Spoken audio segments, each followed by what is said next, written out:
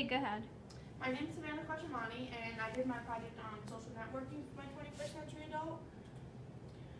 Common social networking are Twitter, Facebook, and Instagram, but there are many more, such as Snapchat, Pinterest, Wanello. Twitter, for anybody that doesn't know, which I'm sure everybody does, is you tweet things, just anything you have on your mind, and you can share it with anybody that's following you, or they can even just follow you based on your one tweet. Facebook, everybody should know what Facebook is. It's a way for people to connect. It's a good thing, but it's also a bad thing where nobody wants to talk on the phone because they just want a Facebook message. And Instagram, you just post pictures of you, what you're doing, your animals, your family, and everybody enjoys them, so nobody really sees the harm in it. But 1 in 10 of the jobs that somebody will apply to, check your social media when they're considering your employment with their facility.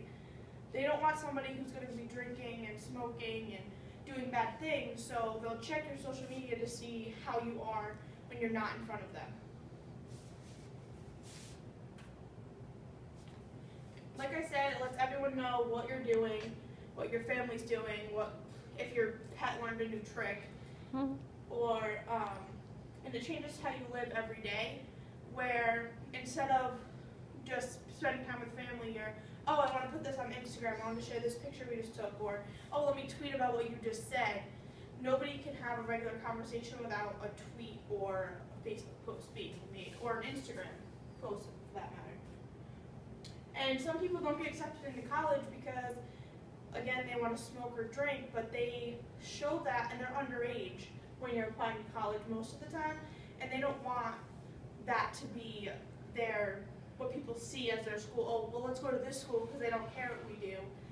They just want to make sure that everybody is doing what they're supposed to do and not portraying themselves as a bad person. Everyday life, more and more adults are sending emails or texting and sending Facebook messages rather than just calling somebody or going to meet with them, say at a lunch or anything like that. This is a graph, and it has the preteens, the teenagers, the young adults, and then the actual older adults. And in 2005, it was between 0 to say 200 people were on social media at that time, beginning to at least.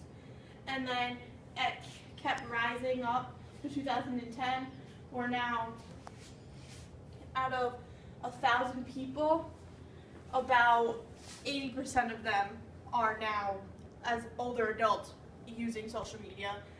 About 61 for young adults, 41 for teenagers, and about 20% for preteens.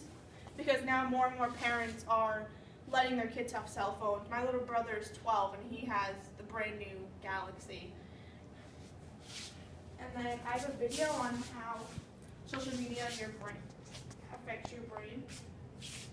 Get the book at asapscience.com.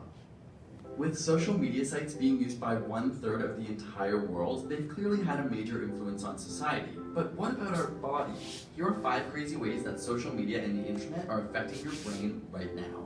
Can't log off? Surprisingly, 5 to 10% of internet users are actually unable to control how much time they spend online. Though it's a psychological addiction as opposed to a substance addiction, brain scans of these people actually show a similar impairment of regions that those with drug dependence have. Specifically, there's a clear degradation of white matter in the regions that control emotional processing, attention, and decision-making. Because social media provides immediate rewards with very little effort required, your brain begins to rewire itself, making you desire these stimulations, and you begin to crave more of this neurological excitement after each interaction.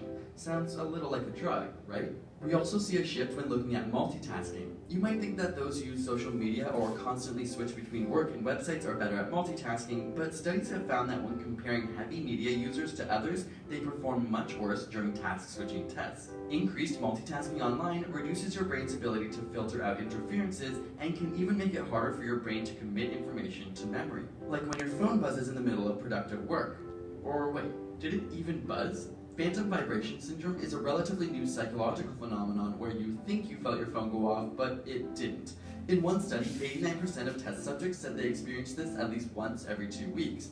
It would seem that our brains now perceive an itch as an actual vibration from our phone. As crazy as it seems, technology has begun to rewire our nervous system, and our brains are being triggered in a way they never have before in history. Social media also triggers a release of dopamine, the feel-good chemical. Using MRI scans, scientists found that the reward centers in people's brains are much more active when they're talking about their own views as opposed to listening to others. Not so surprising, we all love talking about ourselves, right? But it turns out that while 30 to 40% of face-to-face conversations involve communicating our own experiences, around 80% of social media communication is self-involved. The same part of your brain related to orgasms, motivation, and love are stimulated by your social media use. And